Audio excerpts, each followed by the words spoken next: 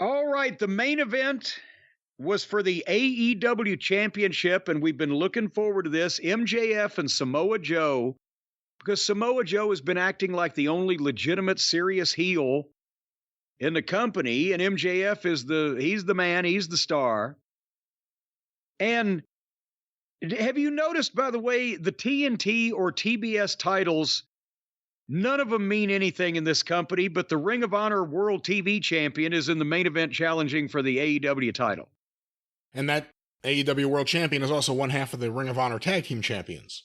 Which means nothing except as a byproduct of his little engagement with Adam Cole. Anyway, Joe did the entrance, and then MJF remade the Mean Joe Green Coca-Cola ad. Well, I think it was more of a spoof of the Bret Hart one from the WWF in the 90s. Oh, I forgot they did that too.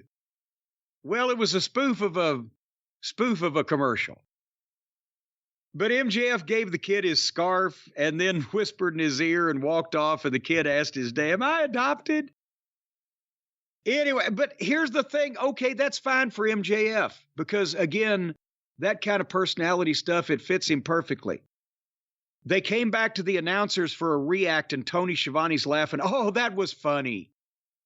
That's exactly what the announcers don't say. Even if it's the baby face, you don't, ha ha ha, that was funny. Like we came up with that in a production meeting and we knew that it would tickle everybody. You're supposed to go, oh, that irascible MJF or that, you can't control him or whatever. But yeah, Schiavone was yelling that he was a prick on TV for years. Yes, and now said, oh, that was funny. You're not supposed to get that fucking far gone either way. Anyway, so MJF comes out with the entrance has the logos and the style of every New York sports team on. And Joe's got heat, and MJF gets the hometown pop. And Cole is not in the corner of MJF because Roddy had called earlier to say that he was dying.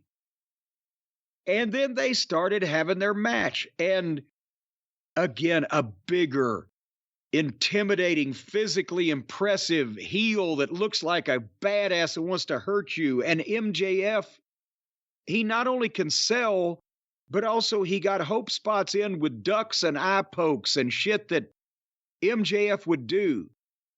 And it gets a cheer when he breaks the rules against a heel like that. And they gave him some time. They rang the bell with about fucking 18 minutes or so on the air. They did a little bit, went to a break, but then they came back and they were uninterrupted at that point. And they did a lot of back and forth, but Joe, again, is a serious heel. He ripped the baseball shirt off and snotted on it. And, he'd done all this shit, and MJF would fight back underneath, but Joe would constantly level him, and then finally MJF starts hulking up and gets the fans up.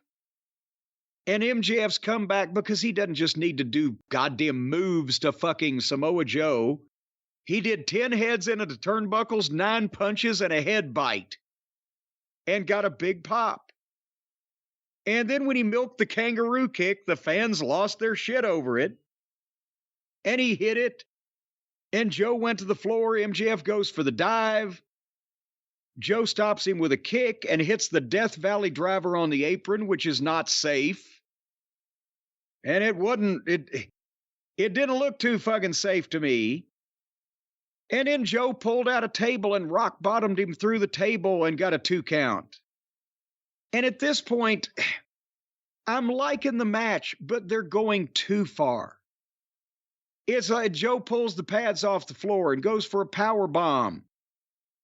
And MJF bites his leg to get out of it, but Joe hits him with a pile driver on the concrete. And Joe clears the doctors away from him and rolls him in. 2 count. And then what else? It's a baseball bat to the head at this point. The only thing So they're doing the big moves and they're selling them and they're allowing time, but it's just, at some point, how many things can you kick out of? And then MJF flipped out and got a sit-out power bomb for a 2 count. And they got a big pop out of that. They did the yay boo in the middle. And then they went into it where Joe got the sleeper. MJF grabbed the referee and did the mule kick to Joe in the nuts, and then got his diamond ring. But as he's going for the punch, Joe pulls the referee in front of him, and the referee sees the ring and takes it away, and then Joe kicks MJF in the balls. But he'd just been kicked in the balls 12 seconds beforehand. It's a little quick. The balls don't mean what they used to. It's good stuff, but they're almost like they're wearing suits of armor. Do you see what I'm saying? I do. And I think that's one of the problems a lot of the times with matches I like, where all of a sudden, there are some songs that for no reason have a rapper in the middle of it. Sometimes it works, sometimes it doesn't, but everyone acts like it always does.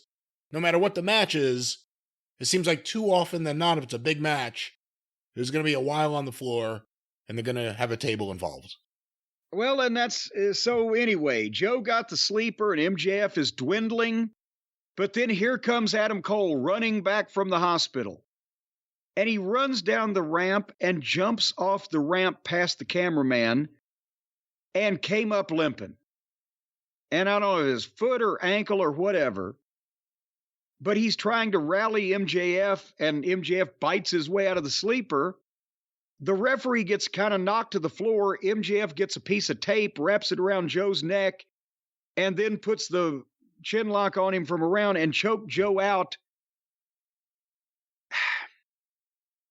I understand what they're trying to do. MJF wins with a heel tactic because he's a heel at heart. But you're talking about, we've been throwing people through tables and pile driving them on their heads and hitting them with all these goddamn moves, and you just choked somebody out with athletic tape. Help me. So, I like the match, not everything in it, the right result, but then they're celebrating and Adam's still limping, and that's where, as we referred to earlier, Joe shoves Adam Cole out of the way, looks at MJF and offers him his hand, and they shake. So, I guess that's over forever. That's what I was going to say. I was thinking, okay, this is the beginning of a series of matches or a feud, and then there was that with nothing after it. Is that the end? Is there any way they can come back and do anything? Apparently not.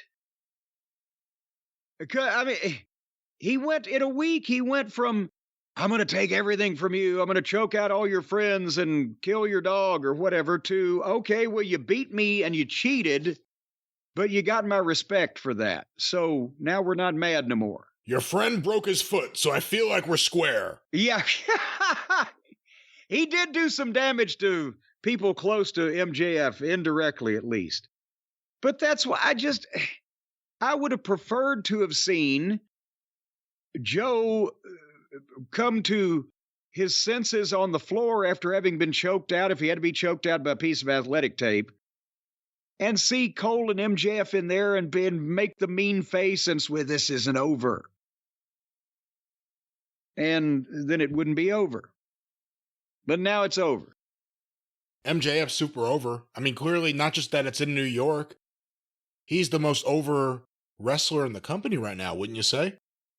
I would have to, because, Punk's gone and nobody else is getting this kind of reaction and in the important spots and carrying the ball. And that was one of the reasons why I was hoping they would extend him and Joe, because other than tag team stuff, and that's now out the window if Cole's hurt, I was hoping that him and Joe would prolong the fact that there aren't too many other fresh opponents that seem interesting right now for MJF. And instead, and Swami's going. Well, and back to the drawing board. Maybe Swami is volunteering to be the opponent. Okay, yeah, who's next?